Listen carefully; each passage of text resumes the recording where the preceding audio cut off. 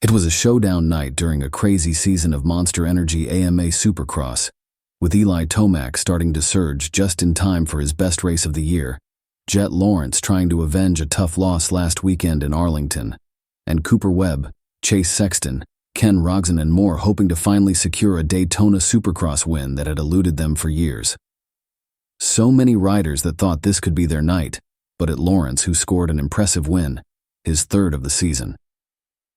Monsterenergy Yamaha Star Racing's Eli Tomac scored a strong second-place finish, ending his streak of 5 straight wins at the venue.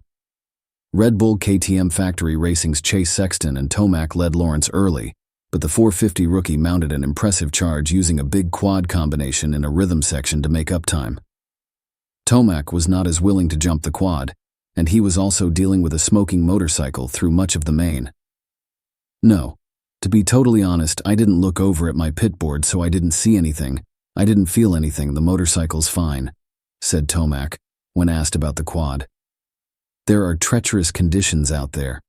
For me, I'm on the clutch a lot, and with the ruts that deep, obviously make the bike hot. He said he didn't do the quad and it killed him. He said he thought his bike was fine. I think it's the opposite. When asked about the bike smoking, Tomac did not believe that it had an effect on his performance. He's a veteran and class act who doesn't tend to make excuses from what I've seen anyway. Allegedly, a mechanic said the shock was losing fluid and the oil was hitting the exhaust. We'll never hear it from Tomac or Yamaha like two hen. The shock went bad and Eli said it was arm pump. And Daytona was much softer, which Eli said it was what caused arm pump a few weeks ago. Yet last night, no issues with arm pump. If it was a shock, the nitrogen-filled blader would have pushed a lot of oil out the shock right away, no. Then changed the compression. Then ran low on oil and been a straight-up pogo stick. I'm goose, it was clutch smoking hot. And crankcase vent line was run back there where the smoke was blowing out. Tomac was going for an unprecedented 8th win at the historic track, and things started well for the Yamaha rider. He settled into second place behind early leader Chase Sexton on the number 1 Redbull KTM. While Tomac studied to find a way past Sexton, there was nothing he couldn't do about the fast-approaching Lawrence, and after a few laps, it was a 3-rider battle for the lead.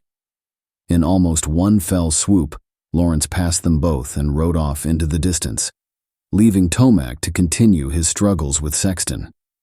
It wasn't until just a few laps from the end that Tomac finally got around Sexton to take second place at the finish. Sexton held on to finish third, approximately 4 seconds behind the Yamaha pilot. I thought Tomac would surely deliver the mail at Daytona, but he couldn't get anything going in that one rhythm lane. Lawrence and Sexton were visibly torching him in that section all night, and he never adjusted to switch up his line. Add that to the clutch shock issues, this was a disappointing outing no matter how you look at it. A win here would have been gigantic for a lot of reasons. Let me know in the comments which way you sway. Like the video and subscribe on your way out for more breaking news and analysis like this. Thanks as always for watching MX Update. My name is Kim Sikarin.